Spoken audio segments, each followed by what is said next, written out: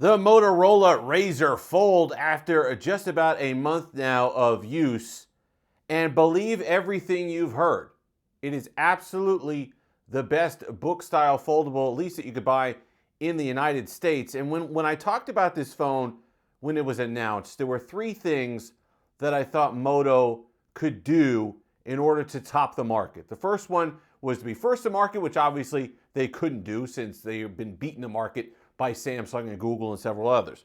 They could come out with the best foldable. They could be the best. Or they could cheat, and that's pricing and whatever. I thought Moto was going to do the last one. I thought that Motorola was going to cheat, and in a way they have. We'll talk about pricing and incentives in a moment. But it turns out that Moto actually went the second option and was just the best. There are a bunch of things about this foldable that you will absolutely love, and it follows a theme that Motorola's had for the year so far. It's going to be a theme that I'm going to revisit on Monday when I talk about the Motorola Edge for this year. But Motorola focused on, even though under the hood, enthusiasts at first glance might not be impressed. The things that Motorola focused on were consumer-facing items. Gorgeous displays, excellent cameras, fantastic battery life, and then just stylish phones. And the Fold checks every single one of those boxes. So let's start from the top with the displays. Gorgeous on the outside, the cover display, and then on the inside, the internal 8.1-inch display. Vivid, bright, saturated, just an absolutely phenomenal panel. And then you factor in the active stylus, being able to write on this thing, being able to do a lot more work on this thing. I think that Motorola really tapped into something with this. Am I completely convinced that book style foldables are the way that you should go? No, but let me tell you something. When you're sitting down and you're using this phone, it's very enjoyable. It's the first book style foldable in a long time that I wanted to put my SIM back into. When I was done reviewing the Edge, I was rushing to put my SIM back into this device because of what it provides. And Motorola, we get on Motorola for software, and that's completely fair, but there's something that you should understand about this Fold is that, yes, it's going to get the extended support. It's going to get 7 years. What does 7 years of Motorola software support look like? I have no idea. I'm not going to pretend to know. Anyone pretending to know is lying to you. But I will say that Motorola put some nice touches in here. The multitasking is excellent. If you pull up a web page, let's see, this is something for Android Authority. Do you see those three dots at the top? You go ahead and hit those from any app any web page or anything you're in. You can go to split screen or you can go to freeform. So I go ahead and go split screen, then I could go ahead and pull up another app. If I'm using two apps side by side and it's a combination that Motorola sees me using, it'll prompt me at the top without me even doing anything. A little pop-up will come down saying, hey, do you want to pair these two apps?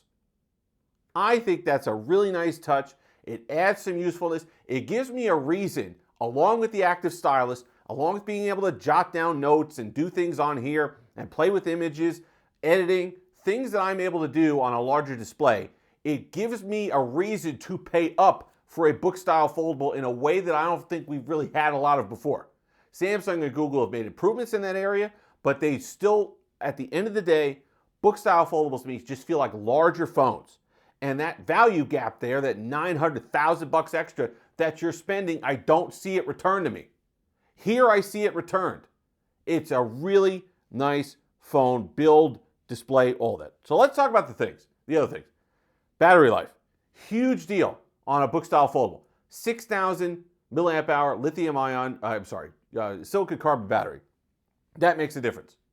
I can use the internal display the entire day into the next day without having to worry about it.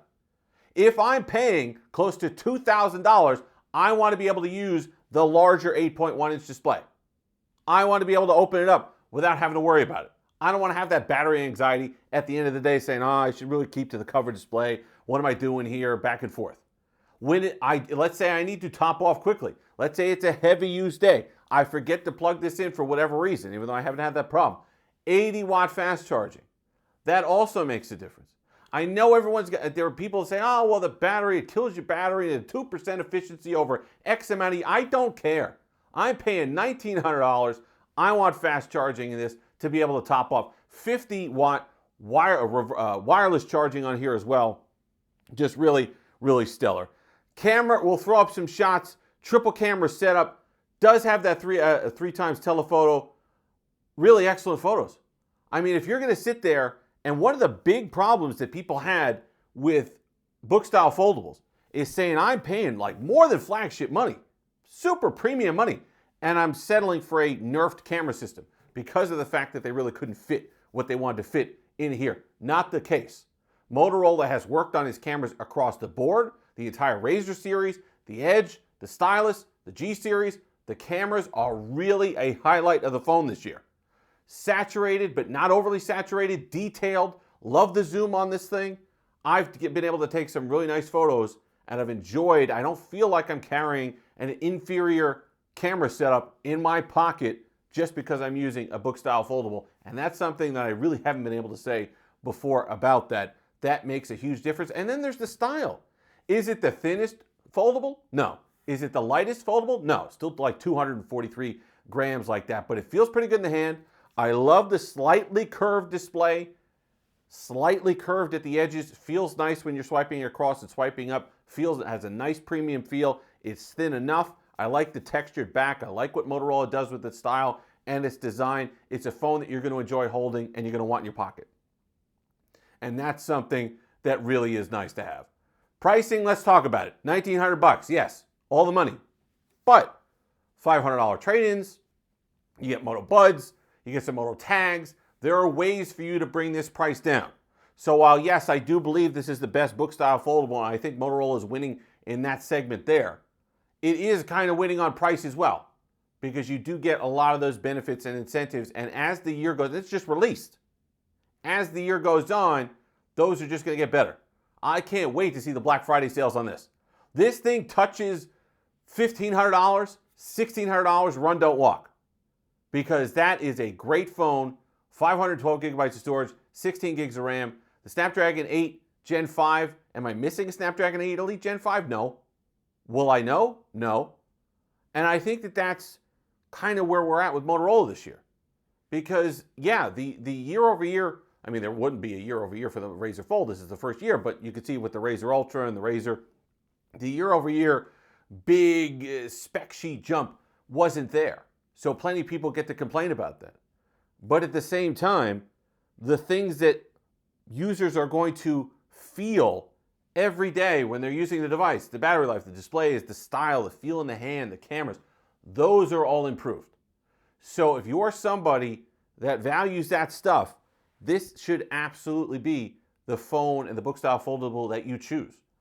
The Galaxy Z Fold 7, really thin device, really nice in the hand, compromises there.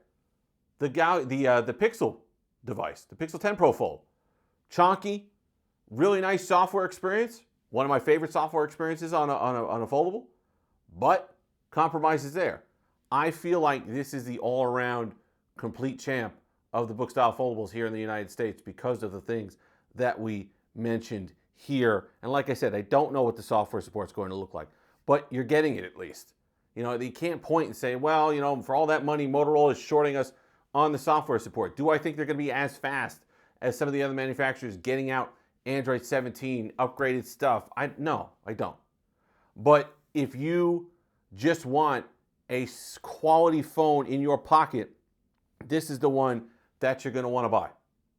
Outer display, really gorgeous experience. Inner display, active stylus, wonderful battery life, pretty durable, IP49, I believe it is. So you're not getting that IP68 that you're getting on the Pixel, but don't splash your phone. Don't do anything you wouldn't normally do with a $2,000, almost $2,000 device, and you'll be just fine with your Motorola Razr Fold. But really surprised by the cameras. There had been rumblings early on that was going to be kind of Motorola's focus on this device, is to really provide that flagship level camera experience in a foldable, and they absolutely did that here. I love the texture. This is the black and blue Pantone color. The Lily white one is really nice as well. I've had both of them. I've actually held both of them in the hand and had both that I've used. I probably would prefer the Lily white one, but this is pretty darn good as a black and sleek phone. But there's really not a lot to say about it. It's you've heard it from a lot of different places. It's almost universal in the praise of this phone. I like that Motorola is finding the spots that Samsung leaves. I like the fact that Motorola picked up the stylus mantle that Samsung discarded. I think that, yeah, and we're not talking about, Motorola owns a huge market share of these devices. I think it's upwards of 40% or something in the United States. So we're not talking about like a few hundred of these being sold or a few thousand of these being sold. We're talking the hundreds of thousands of units that Motorola ships each year, maybe in the millions as far as foldables are concerned. So it is an important segment, whether you think so or not. And between the Razrs leaning into style, I think they've still cornered the market despite the price, because you can see a lot of sales, a lot of stuff, discounts and stuff, and the pricing sort itself there. But there is a lot to like about what Motorola is doing with this lineup this year, despite the price increases.